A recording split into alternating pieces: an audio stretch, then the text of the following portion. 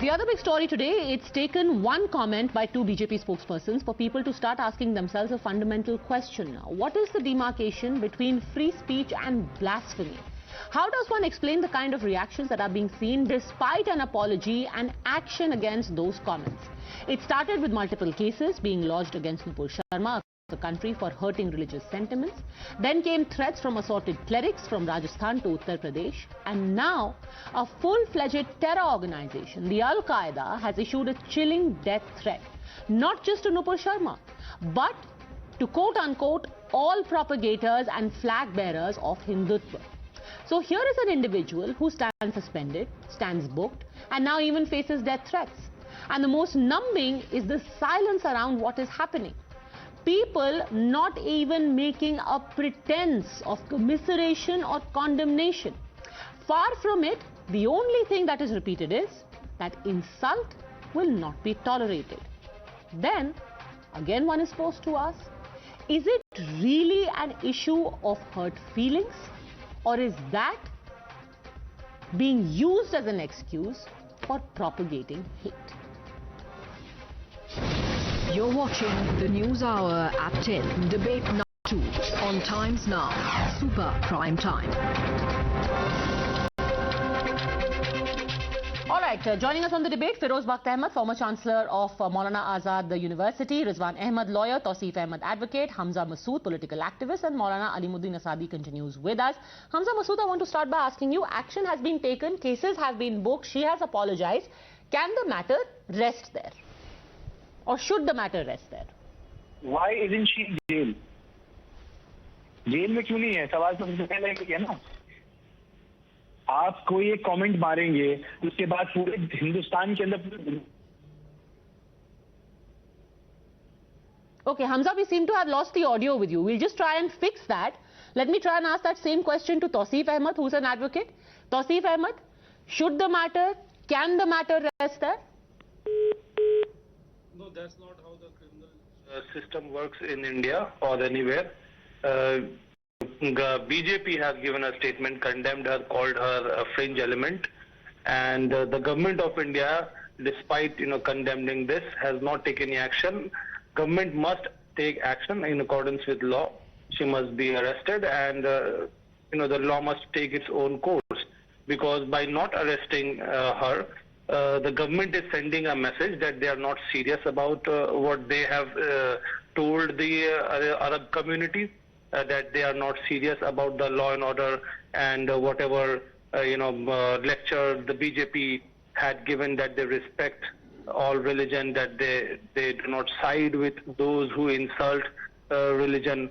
If government is to ensure, if government has spoken, then they must walk the talk, and government must. Okay, why is she not arrested? It shows lack of intent. Rizwan Ahmed. Yeah, hi, Jai Hind, Vande Mataram. No, Padmaja, the matter should not end here. Why should it end? See, the pillar of natural justice is audi alteram partem. That is a Latin maxim which means hear the other side. Now, during the Ram Navami days, I was hearing ad nauseum that log gharon ke samne se nikle in the locality and they were passing lewd and provocative chanting, mulla mare jayenge, vagera vagera. And then Muslims, I heard Muslims saying that we got provocated and we started pelting the already kept stones on our roofs. So at that time, the idea, the narrative was who provoked and who got provoked. My humble submission is what Nupur has said. She used a wrong phraseology or wrong vocabulary or wrong word. She chose a wrong word. Okay, fine. She has to meet the law and law will take its own course. Let us talk about provocation. Maybe somebody provoked her. Maybe. So let us hear the whole debate. Maybe somebody said anything wrong about Shivling or Bholenath or something, And it was a provocation, like in Ram Navami, you were pelting stones in name of provocation. In this case, maybe Nupur was using a bad word in provocation. So let us see the whole video, whole debate, and let the country decide that who provoked first. It was Dr. Rahmani provoked first, or it was Nupur who said a wrong thing without provocation. This is how the law works. I don't know which lawyer is sitting in your panel who is saying here half side of the story and give a judgment. My dear fellow, whoever you are, you don't know how the law works on the ground. Okay, you have to, I think Hamza was back with us. Hamza wants to weigh. Entire cause of action. You need to down, stop shouting. Stop shouting and calm down and listen. This is not. You are defending Nupur Sharma. You are defending statements given by. This laughter will not go on. No, I'm not. I'm other not. debates. No, I'm this not. Laughter will not I'm go on, not. No, I'm not sir. defending. No, sir. Don't put words in my mouth. Hey, listen. Don't put words in my mouth. Wrong. You are a kid. Don't put words in my mouth. Understand? Stop shouting. Stop being Arnab Goswami. Stop shouting. Please calm down. Don't put words in my mouth. Okay, one by one. Let's make ground rules. Take back your words. Nobody is defending the comment. Take back your words. Period. Nobody is defending. The question one asked at the beginning, does a comment which has already seen Hamza Masood, an apology, action, deserve a death threat? When you have an actual terrorist organization coming out and issuing a death threat, this stops being about the law. Hamza Masood. Yes, Hamza Masood. First of all, violence is not the answer. Secondly, had BJP sacked Nupur Sharma before, it wouldn't have happened. I am waiting for justice. I am waiting from justice from that bulldozer that is being used against poor Muslims. Why isn't their houses being razed down? So I'm sorry, just a second, Hamza. You're saying that the Al-Qaeda is giving a death threat because the BJP did not sack her in associating time. Al-Qaeda. I don't know any Al-Qaeda. I don't know any Pakistan. I am from India. Talk to me about Indian issues and Indian politics. Don't bring Al-Qaeda and Pakistan into every debate. In Al-Qaeda. You cannot run away. And this is a very real threat. You cannot run away. This is a very real threat. There is a death threat hanging on the head of a woman. And she has been, by the way, threatened not just by the Al-Qaeda. Day before yesterday, this is the best thing that the Indian media do. They bring in Al-Qaeda, they bring in Pakistan, and they whitewash everything. We haven't brought in anything. The Al-Qaeda has your jumped channel is in. responsible it for what is is a terror happening. organization. Madam, your channel is responsible. And even if for you don't want to talk about Al-Qaeda, a cleric in Rajasthan has said that we will gouge the eyes. So you instigate people. You bring in religious scholars, so-called religious scholars, you instigate people. Sir, nobody is instigating anyone. You are sitting here, you are a student activist, and you are putting your point. I do not see how mentioning an actual threat from the Al-Qaeda is in any way demonizing anyone. Okay, so this is a threat to you, but Uttar Pradesh CM saying, कि आप एक बालिका लाओ, हम 10 बालिका लाएंगे is not a threat. When a BJP MP says to rape Muslim women is not a threat. Which what BJP about MP? Those threats? Which you and don't anyway, know. I have no brief for any BJP MP. I hope they are in jail. And I hope okay, madam, I will send you the links. But that has got nothing to do with the fact that today somebody has a death threat. I will send you the links. She has a death threat. And nobody is willing to call out a death threat. We are all Indians. We chose India by choice. Nobody is right contesting now, that. As a Muslim, why are you making this about India-Pakistan, sir? Nobody is contesting that you're an Indian. You don't have to prove anything. Why do you even bring that up? Because, has anyone contested it? You bring in Pakistan, you bring in Al-Qaeda. I first of all never brought in Pakistan. You are trying to insert that angle yourself. Point number one. No, madam. I spoke about the Al-Qaeda because the Al-Qaeda has issued a threat. As a follow-up, I also quoted to you that there is a cleric, an Indian, in Rajasthan, which is in India, who said, and I quote, if anyone makes a comment against our prophet, their tongues will be cut, their head will be cut off, and their limbs will be locked. Okay, madam. And their eyes will be gouged out. You're quoting a Here is cleric. an Indian man making the same heinous threats. Then courts will take action against them. But they haven't. Then rule of law will prevail. Actually, they haven't. That man is still running free, but that's besides the point.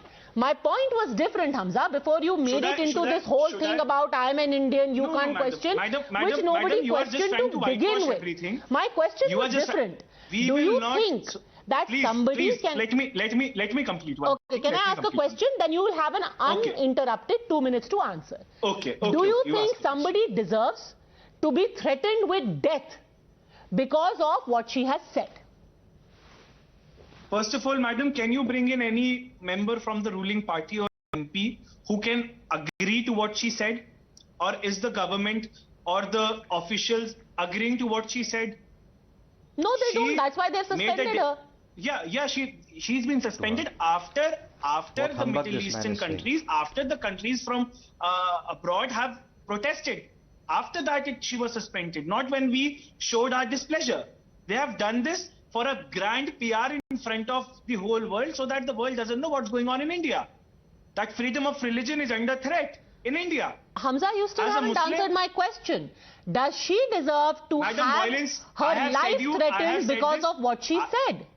I have said this when this debate started, that violence is not the answer.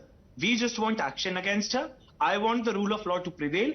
I want her to be arrested. I want her house to be razed down by bulldozers like poor Muslims' houses were being razed down.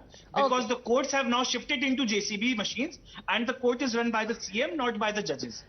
That is very uncharitable of you to say about our courts that they are non-existent and JCBs do the justice. Yeah, because bulldozers are working. Feroz Bakht Ahmed, respond. All right.